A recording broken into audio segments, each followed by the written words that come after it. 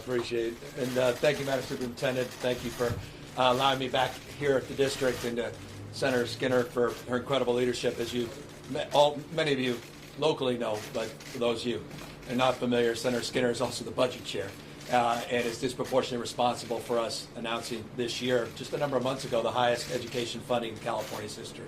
$123.9 billion, almost $124 billion budget. What's remarkable about this public education budget is it truly is transformational. We created a brand new grade, TK, for all Californians. We actually fulfilled a commitment and a promise that was promoted over the course of the last few decades, many administrations, to do after school for all California school kids. $5 billion commitment over the next few years.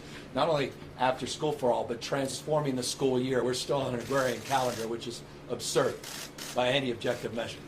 And COVID has transformed our approach to public education in terms of a sense of urgency and understanding and a willingness to look differently in terms of the challenges that we face. And that includes extending the school years through the summer and providing flexibility in districts all across this state.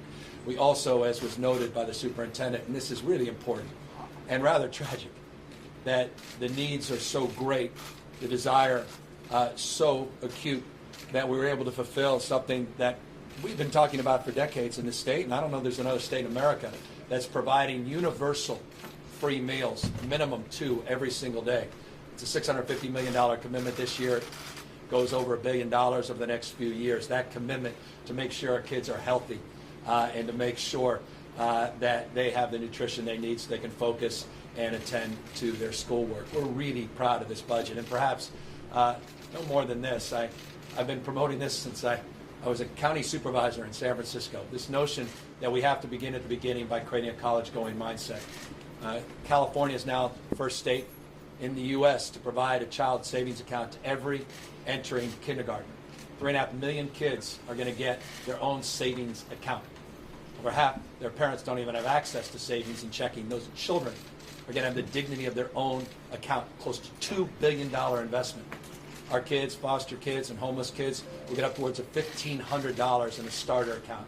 And that's not only going to create a college-going mindset at an early age, but also create the opportunity to develop some financial literacy, which is something we need to talk more about in this country, in this state as well. So we're here in that spirit of responsibility and accountability to do more for our public kids. But more important than anything else, foundationally, is keeping them healthy and keeping them safely back into school in a sustainable way. And the senator is absolutely right. California today has the lowest case rate of any state in America. California has among the lowest positivity rates, 3.5% in America. We have among the highest vaccination rates in America.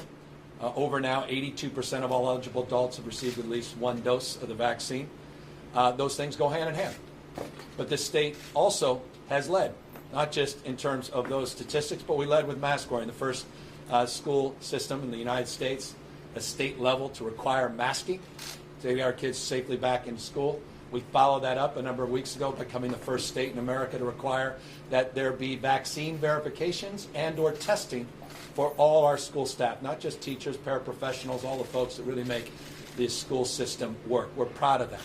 We did those things before they were recommended by the CDC. We did those things before the Academy of Pediatrics even recommended those things. And as a consequence, and you heard it from the senator, as a consequence, only 9 schools have had to shut down since the beginning of the school year. This marks the 5th week here.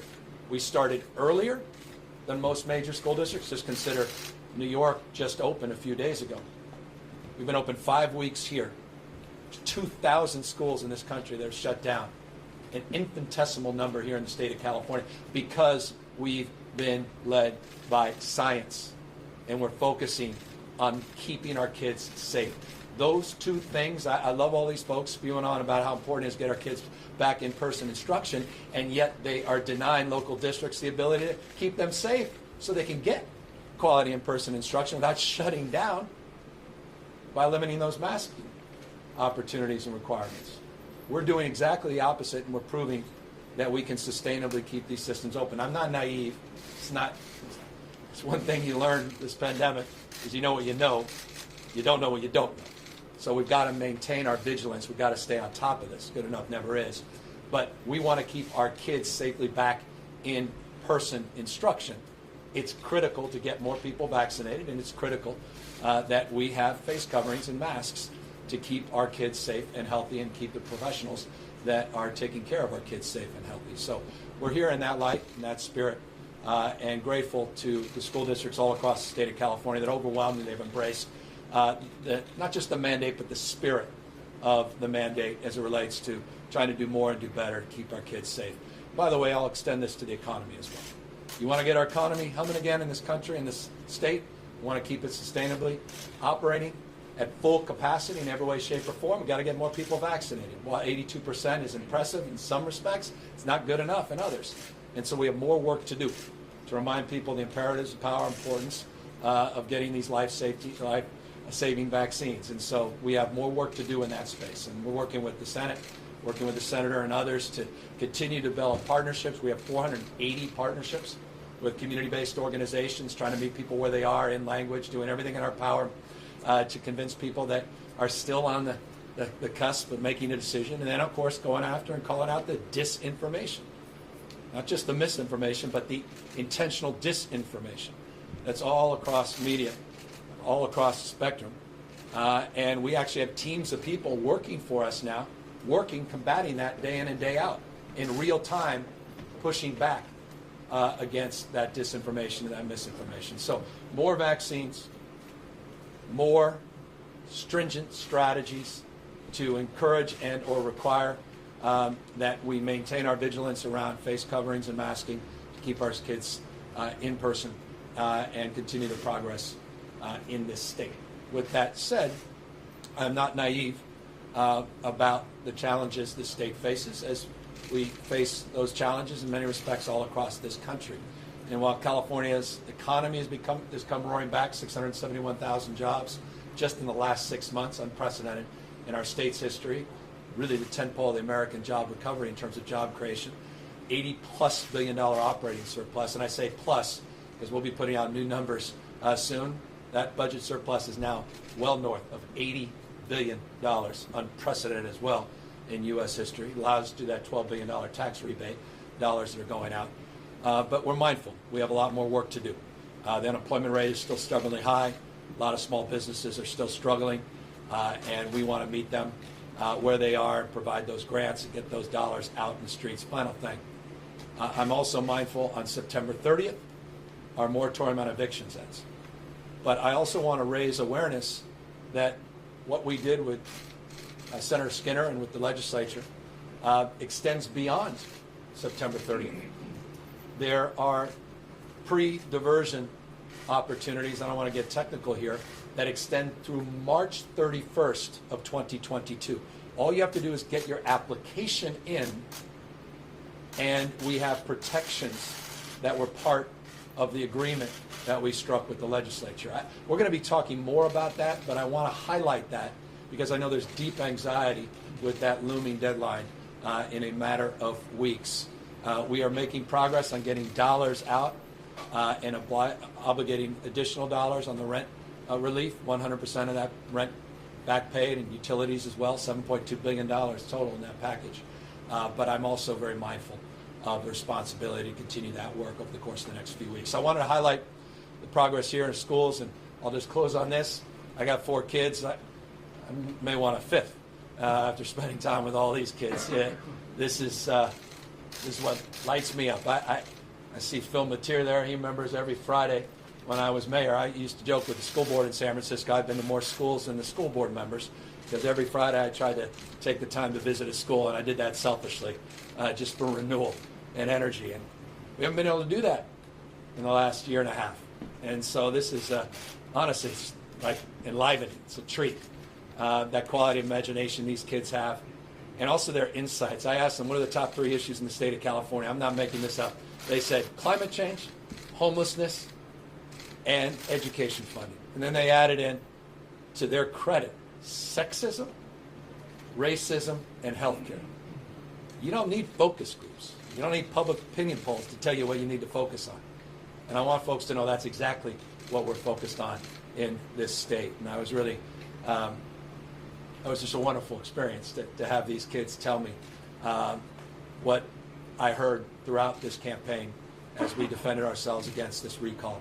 And we wake up the next day committed, not interested, in addressing all of these pre-existing conditions and challenges that this state faces, and doing so head on with the kind of intensity that's required to meet their expectations. And I'll end by saying this, because I said it last night. If there's anything that I've learned in the last 6 to 9 months of being out on the campaign trail, is we gotta disabuse ourselves, I said it last night, of all this false separateness. I mean, we've had politicians that have weaponized differences. We had an administration the last 4 years that made it okay to shove again, literally and figuratively. And we've got to put those arms down for no other reason than every one of these children deserve better from each and every one of us. None of them are partisan in their mindset. None of them are born racist. None of them are born xenophobes or nativists. In fact, one of the kids, when he was talking about leadership, I said, what's the most important component of leadership? They said kindness. And I said, what do you not like about politicians? And everyone agreed, meanness. I don't know if it gets more complicated than that. And I just think, not only experiences we all have, and we see, and certainly experience in the nightly news, that we have a responsibility to each other as Americans, as citizens, as part of the human family condition, to soften the edges a little bit. And so, for me, coming out of this recall, I want to turn the page and express respect and a deep sense of responsibility, not just to those that voted no on this recall, but those that voted yes. They matter. I care. And I want them to know I'm going to do my best to have their backs as well. And this state's a special state when it can come together across its differences. There's no limits to California. And that's why, final words, there's only one state in America that attaches itself to a dream, and that's California. And that California dream is still alive and well. And I'm very, very grateful to the people of California for speaking up last night and rejecting this recall. That, happy to answer any questions. Governor, the recall's over. What changes would you like to see in the recall process? I'm going to leave that to more objective minds. As someone that's the current incumbent governor, I think the recall process has been weaponized, not just gubernatorial process, but you're seeing it all these local recalls, school board races, city council races, boards of supervisor races. I think DA race, right? I think that one's even happening here in the Bay Area, one down in LA. But you also seen that across this country. And I think we all know this, everybody knows this. If you don't, it's good to let you know, maybe you've forgotten, remind you that we have the lowest thresholds for getting signatures in the nation. And I know there's a lot of pundits out there and all political stripes that have come up with recommendations, and I'll leave that to the legislature and others to process. And again, I just think it's a strange place to be as someone that might be on the receiving end yet again.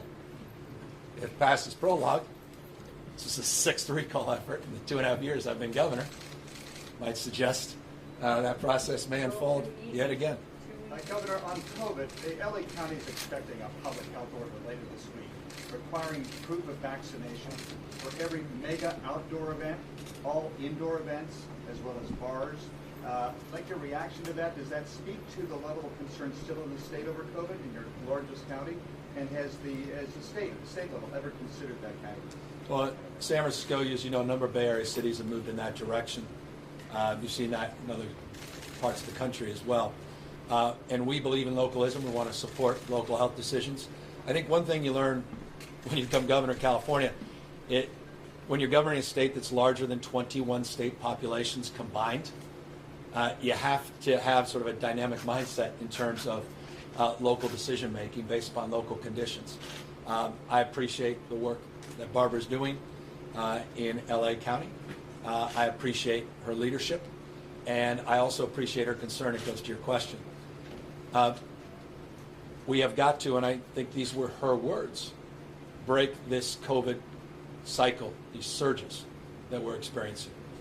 While California has seen a hospitalization decline about 11.4% this last week, and we've seen a stabilization of this disease, I'm mindful that it was around this time last year we see that stabilization and decline as well, yet to experience that winter surge. And so we need to prepare for that winter surge. We need to be vigilant. And of course, the best way to mitigate that and cap it is to continue our vaccine efforts. And if this encourages more people to get vaccinated, then I believe it's the right thing to do, and I continue to encourage others to follow that path. Now, the question of the state doing it, it's always been, look, we've said this from day one. I've said it ad nauseum. Got to be open to argument. Let the science, the epidemiology, the disease make those decisions on the basis of changing conditions. Right now, we're at a place where we're satisfied with where the state is today. But you know this from the state of how we've approached this pandemic. We are not timid in terms of leaning in and anticipating the changing dynamics. And so we'll continue to monitor and maintain an openness. But I appreciate the localism, and I appreciate the work they're doing. Was it a good night for Dr. Fauci last night? Yes. And I was talking to the president today, too, about it. I think it was a good night for the country in this respect, and I'm not going to overplay it. But science was on the ballot. I was talking about what was affirmed last night, not what was just rejected. Science was on the ballot. The pandemic was on the ballot. Our approach to this pandemic, vaccinations, were on the ballot last night. And again, you no longer can assert a different point of view. It's been proven at scale in states like Florida, Texas, Mississippi. You see what happens when you are not led by science and vaccines and ending the pandemic, but you're led by ideology and politics. They went off a COVID cliff. As we stand here today, Florida has 6 times more children in their hospitals than the state of California. The pediatric hospitalizations in Florida are 6 times greater than the state of California. I mean, they're kids. And there's a reason, and it's different approaches. And so I think it was validating in terms of work Dr. Fauci's done, but also validating, as I told the president, to the president's approach. And I give him all the credit in the world that he leaned into this a week or so ago, and he stood tall and strong, not just in public, but private as well. Do the right thing. And I'm really proud of his leadership and really proud of, obviously, Dr. Fauci's. Governor, do you take the win as a mandate for the rest of your term, and what will you use that clout to advance? I think the one thing, when you face a recall, and I think all of us in our own respective lives face any kind of deadline that is sort of existential in terms of consequences of missing a deadline. In your business, you know it well. It sharpens your focus about time. And things that you may have looked at on the horizon and said, over the next 2-3 years, we want to get this done. You start looking very differently and say, well, what's possible in the next 2 to 3 months? And I think it's the old adage, once a mind is stretched, it never goes back to its original form. This pandemic has stretched the mind of what's possible. I'll give you a specific example. Just in California, getting 6,000 homeless housing units in 5.5 months online. That's unprecedented in the state's history. Usually it takes a decade or 2. We were able to do that in 5.5 months. That's now focused my energy to say, what more can we do in that space with that same sense of urgency on climate change, on issues of affordability of housing. Now that's tough. It's going to take a long time to get these housing starts and get the zoning worked through and get a different mindset in terms of addressing that imbalance. But it's focused that energy. And I'll tell you, I'll just end on this. But the budget we just passed this year, we've had so many, we had many conversations because of the incredible work that the senator did as budget chair. But there were things we've dreamt about in our public life, and we got them done this year in extraordinary ways. One of the things I'm really looking forward to is sharing with the public what the state is doing, because it's gotten lost with everything else out there. The progress that we have seeded in the last 12 months is really enlivening, and so I'm looking forward to that. Mandates are, that's not even the kind of language I use. Governor, one question that's not about recall of the pandemic. Since you quoted the man you said was your political hero last night, Robert F. Kennedy, Yes. Jr., will you denied Sirhan Sirhan's parole when it comes to your office? That's a fair question, particularly since I brought him up last night. So the process has to unfold. It has to come to me formally. If I get in the middle of a process with just two people recommending the full board and adjudicate, I can put that entire process at risk. But I will say this, I mentioned this a few weeks ago, and you've highlighted another proof point, perhaps an exclamation point, with the quote from Bobby Kennedy. But you walk into my office and the governor's office, and it's photographs, those iconic photographs of the funeral procession of Bobby Kennedy. If you go in my home office slash bedroom, you'll see half dozen Bobby Kennedy photos on the wall, the most precious one being of my father and Bobby Kennedy, signed to my mother, Tessa. My mother and dad are both passed away, and this was right before, very shortly before Bobby was killed. I think that gives you a sense of where I might be leaning, but right now I don't want to lean into that process and create problems. So we would be wrong if we said the governor's leaning towards denying parole. I would ask you humbly not to say that, because I don't want to prejudice any further this process. But I also don't want to leave people wanting, because I got to tell you, interestingly, this is very raw and emotional for people. I'll be honest, forget parole generally. We do 40 to 70 paroles a week. But the stories, the emails and text messages I've gotten from people aren't just giving an opinion about yes or no. They're expressing their memories of that time. I see Dr. King up there in the past, and connecting the dot to the 60s and that stress and anxiety and the wounds, and in a way that makes this decision even that much more powerful because of the impact that has on opening up those memories, many memories that people want to suppress, understandably. Okay, last question. In-person learning, yet we've seen, for example, Hispanic families, they have sometimes over 5 people in their households. They're scared. They don't have someone that is at risk of getting COVID. So they don't want to send their kids to school. What will you tell them, and what are the options they have? Schools are among the safest environments if you want to avoid COVID transmissions. You've looked at the number of schools that have closed. Most of the COVID cases that have been identified came from community spread, not spread from within the schools. Because of the protocols, the process procedures, because of the enforcement around the same, the strike teams that the state is providing, and the support at the local level, and the incredible leadership of superintendents like we have here, we've been able to not only open up all our schools in the state of California, but this is a proof point.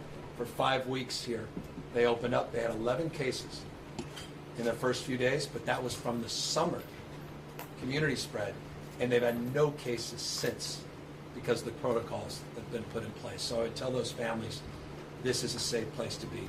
Plus those kids can get fed, but perhaps more importantly than anything else, feed their minds, but also the social emotional components, that isolation so many of the kids are feeling, that disconnection that so many kids are feeling, and that sense of loss that's compounded because relationships have atrophied, and that sense of belonging that has been disrupted over the last year. And so I tell those families that as well.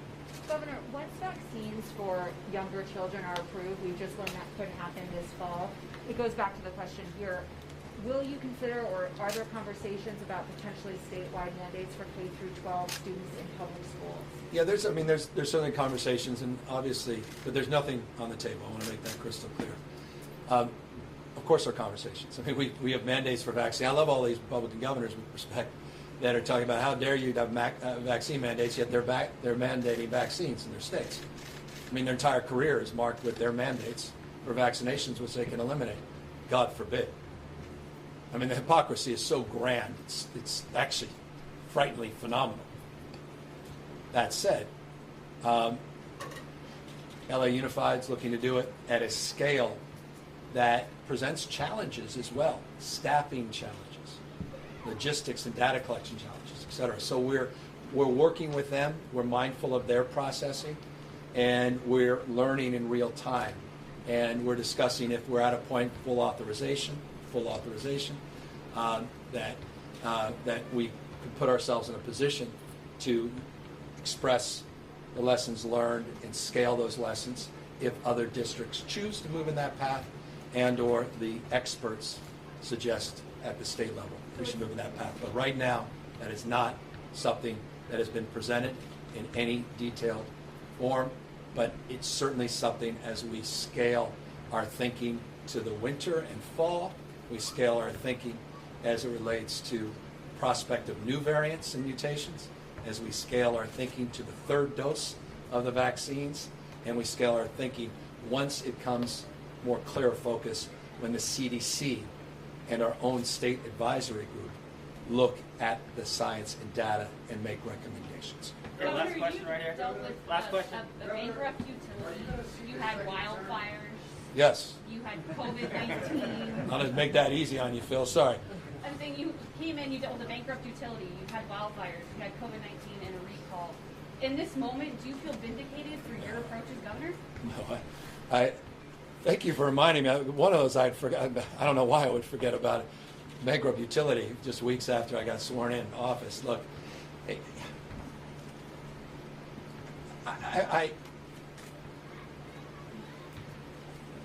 this is a gift.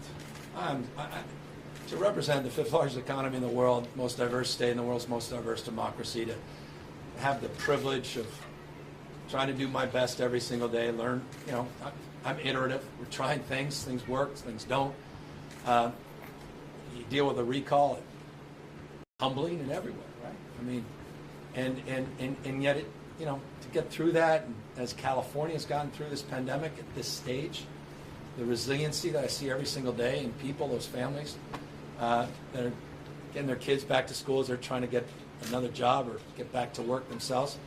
This is a gift. It's precious. And so I don't feel any of those things. I feel enlivened. I feel more energized. And I feel a deep sense of responsibility because people are counting on us and they need us. They need government, effective government, and they need us to have their backs and they need us to keep them safe and healthy. And so that's the mindset that I have going in. And I'm also mindful of this. Challenges are in abundance in these positions, and we'll look forward to tomorrow and the weeks and months to come. Take care, everybody. Thanks for having me.